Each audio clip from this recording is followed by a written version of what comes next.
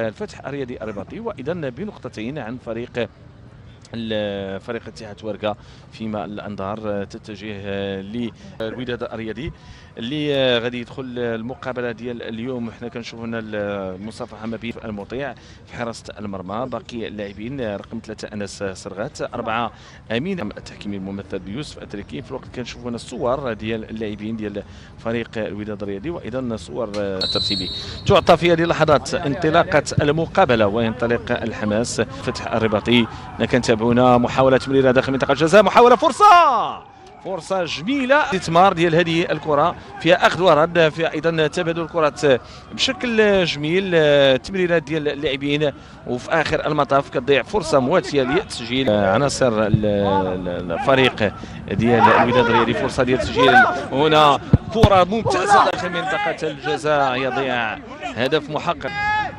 لاحظوا هنا سيف الدين بورا تصويبه، وهذا اول اختبار ديال وجها لوجه.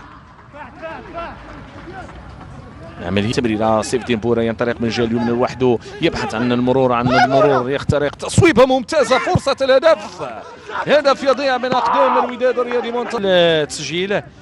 سيف الدين بورا جت الجزاء، فرصة لأولمبيك سفي، مرور واختراق أمام مجموعة من اللاعبين في غياب التصويب، تصويبة في آخر المطاف، وفي آخر المطاف أيضا الحتيمي، مرور ممتاز منتصر يدخل داخل منطقة الجزاء، تمريرة ممتازة في غياب متمم العملية، قام كل شيء الحتيمي في غياب لاعب اللي بإمكانه يكمل الكرة. لا تزال الوداد، لا تزال الخطورة مستمرة متواصلة، رأسية من منتصر الحتيمي وفوق المرمى. وضائعة كرة الوداد الرياضية لفرصة لا تعوض للوداد، محاولة تصويب لكن مباشرة للزاوية. كرة تنفذ، يصوبها مباشرة. محاولة سيف الدين بورا يحاول يهيئ الكرة، بالفعل عملوا تصويبة ممتازة كادت أن تكون في الشباك، نفذت بشكل ممتاز. العميد كان بإمكانه أن يحمل المفيد، كان بإمكانه أن يقدم الجديد، كان بإمكانه أن يضع الكرة في الشباك، ولكن كورته إلى خارج الخط الخلفي للملعب، لمست أحد اللاعبين، تغير مسارها ومشت مباشرة إلى خارج الخط الخلفي للملعب، زاوية.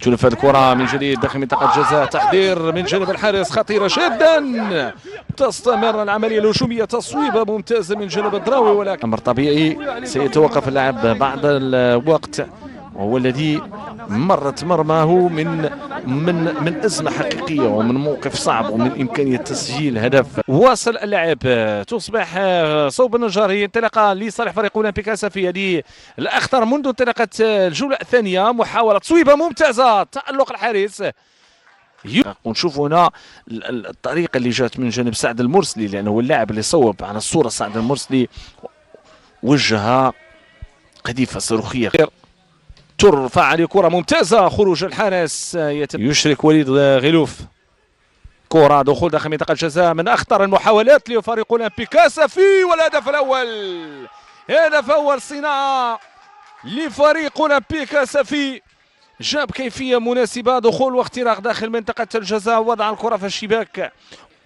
من جانب فريق اولمبيك سفي. هنا الاختراق، دخول داخل منطقة الجزاء، ووضع الكرة بهذه الكيفية. يونس النجاري 28 سنة، لاعب اللي يلعب بالقميص رقم 11 في صفوف فريق اولمبيك اسفي، لاعب اللي رقم 7 أهداف في الدوري الاحترافي، سجل امام نهضة زمامرة وامام المغرب التطواني وامام حسني تقادير وامام الوداد الرياضي.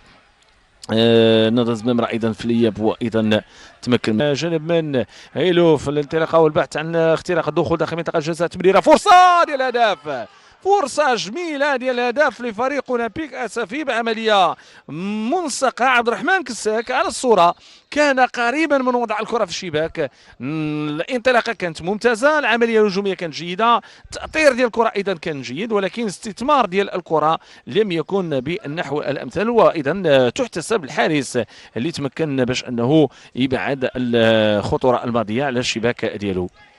عبد الرحمن كساك 25 سنة، او كانت مباراة قوية وتحسبت لفريق اولمبيك اسفي بالمجهود ديالو. كرة ممتازة، كرة، لاحظوا هنا طريقة تأطير الكرة، وبعد ذلك إنقاذ الموقف. أن التصويب، هل بإمكانه أن يقدم الإضافة المرجوة؟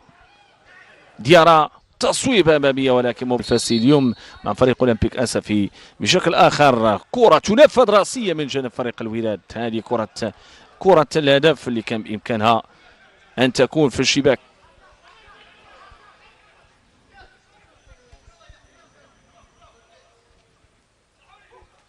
لاحظوا هنا كيف لا يسرى الانسداد السريع، البحث عن التمريره العرضيه، فرصه وكانس كيلمس الكره بالراس ديالو صوب المرمى. في الوضعيه المثاليه لمس الكره، حول المسار ديالها صوب المرمى مباشره. نشوف هنا كره صوب الحارس اللي كان في وضعيه ايضا جيده، التقدير ديالو سليم للكره. عملود رجع كره لامين ابو الفتح، ضاعت مره اخرى. محاوله راسيه جميله، رأسية جميلة كان بالإمكان أن رفع الكرة داخل منطقة الجزاء. رأسية أوغانس مرة أخرى، تصويبة كان بإمكان أن يضعها في المرمى. لعبها ببراعة لوحده، يحاول أن يغير مسار الكرة صوب المرمى لكن غير محظوظ.